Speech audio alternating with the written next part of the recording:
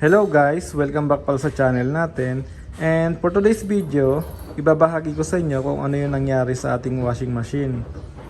Itong Whirlpool washing machine kasi natin, yung ginagamit natin ngayon, nasira po yan. Ngayon, ang naging sira niya ay ito.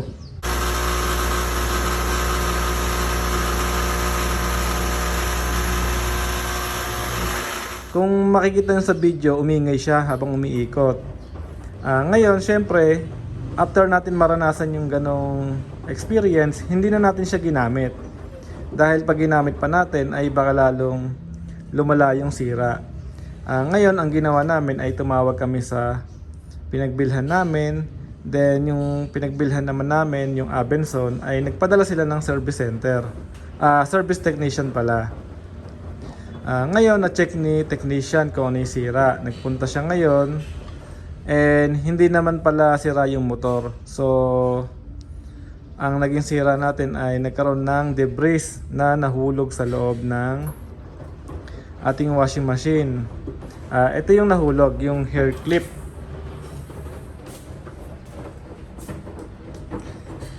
Ayan guys. Nahulog yung hair clip na yan sa loob ng ating washing machine.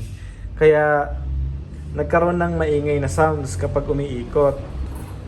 Kaya ang tips ko sa inyo guys, and ang tips ng technician, kapag maglalaba kayo, i-check nyo mabuti kung meron kayong mga barya or mga maliliit na bagay na pwedeng mahulog sa loob ng ating washing machine.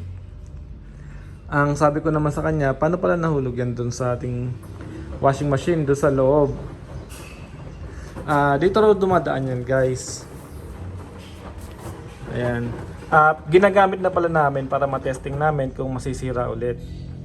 Ayan guys, yung pagitan doon daw duman yung hair clip. Ayan dyan. Dyan din dumadaan yung mga barya. Pag meron kayong mga barya, then pwede rin daw malalaglagan nyo ng mga maninipis na bagay, kamukha ng mga panyo. Pero madalang naman daw, yung karaniwan daw mga barya, ganyan yan, mga hair clip, yung mga maliliit na metal na bagay. Ayan, ngayon gumagana na siya ng maayos. Ito lang yung ating naging problema. Ayan, kung makikita nyo sa video, napakaingay kanina yung pinakita ko sa inyong video. Ayan, sa ating dryer naman, wala naman naging problema. Ito palang washing and dryer, 1 year mahigit pa lang natin ginagamit, kaya nagtataka kami kung bakit nasira agad. Yun pala, hindi naman pala sira yung ating washing machine. Meron lang talaga nahulog na yan, yung ating hairpin. Kung daw ginamit pa namin ang ginamit, baka raw masira yung LC sa loob. So, hindi ko lang alam kung pasok sa warranty yun. Pero basta yung sa makina, pasok pa sa warranty. Ayan, ipapakita ko sa inyo yung video niya habang ginagawa mamaya.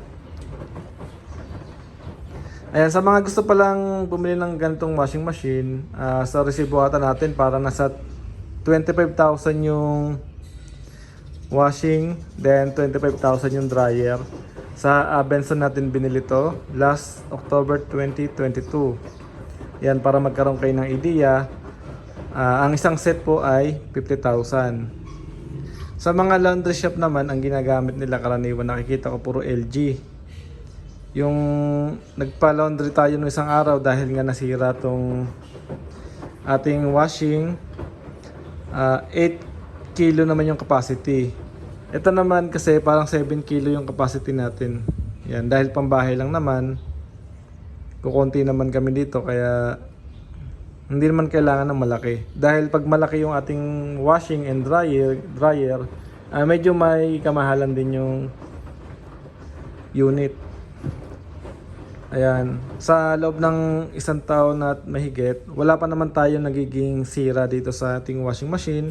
Yun nga lang yung ating na experience, yung hair clip.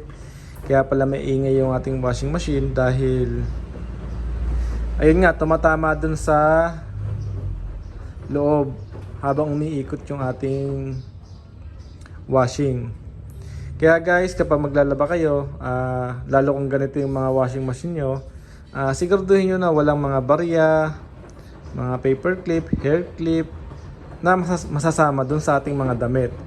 Dahil pwedeng lumaki yung gastos natin kung hindi agad natin na check. Kagaya niya, kung ginamit pa namin habang maingay, maaaring mas lumaki pa yung sira. Ayan.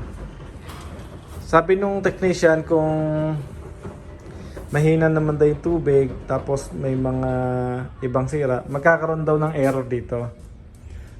Pwede nyong tignan sa Google kung ano yung ibig sabihin ng error na yon. Kamukha ng E12 daw. Yan, may mga lalabas na error dito. Yan. Dito kasi walang lumabas na error dahil nga nung nag-ingay siya, hindi na namin siya ginamit. Ayan. Sa mga gusto palang install ng ganitong washing machine, ganito pala yung setup natin.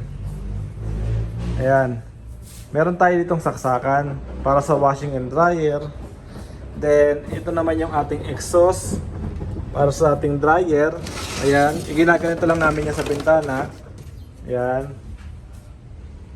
Ayan. Andun siya nakatuktong sa dryer natin guys. Para dyan lalabas yung init. Ayan. Tapos, balik lang natin habang hindi pa ginagamit. Then meron tayong gripo. Ayan, nakakabit sa washing machine natin yan, gripo. Then ayun yung drain natin.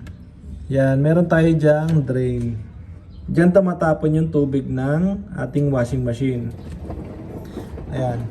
Sa mga gustong magkabit ng ganitong washing, ganyan lang kailangan nyo. Meron dapat saksakan, tapos meron tayong drain, and yung ating labasan ng init, yung exhaust natin.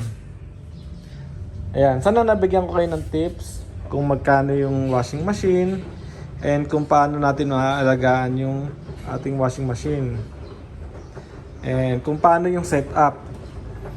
Pwede palang pagpatungin yan guys. Sabi sa akin dati may pasunod silang patungan dito eh. Hindi na nila naisama, nakalimutan siguro. Pero pwede nyong ipatong tong dryer dito sa washing machine natin kung medyo maliit yung ating space. Kagaya sa mga laundry shop, nakapatong yan dahil matibay naman to. May kabigatan nga tong ating washing machine dahil sabi nung technician natin, meron daw talaga yan semento sa loob. Yan, kaya medyo may kabigatan.